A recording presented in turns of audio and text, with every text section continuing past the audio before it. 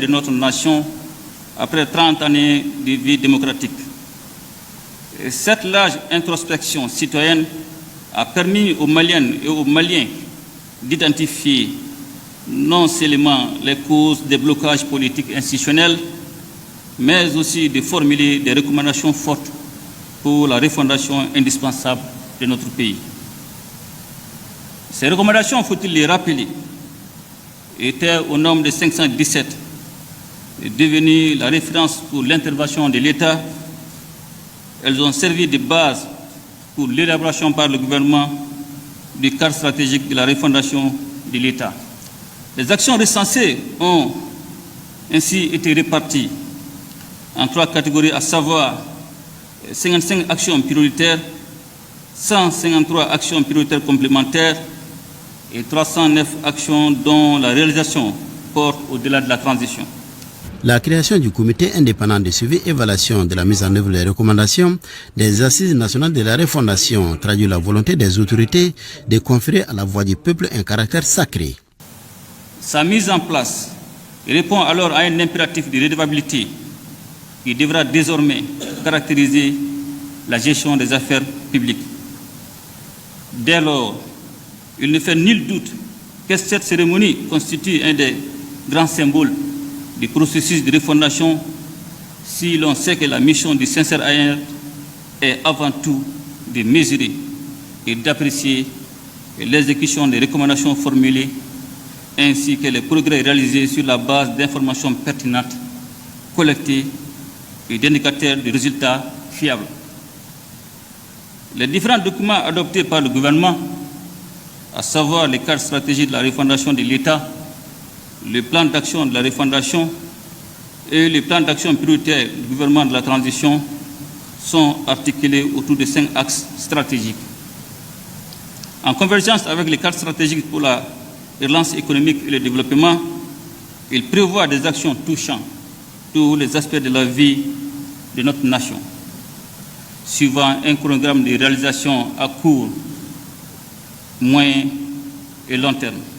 C'est pourquoi le président de la transition a salué la tenue des Assises nationales de la refondation avant d'inviter les membres du comité à surmonter les difficultés. La refondation de l'État est aujourd'hui un ensemble de grands chantiers en cours de réalisation et qui concernent les domaines importants de la vie nationale, comme les conditions de vie de la population, les infrastructures, les institutions, l'environnement et le comportement des hommes. C'est pourquoi nous devons garder constamment à l'esprit que sur ces questions, le peuple attend des résultats tangibles et bien mesurables.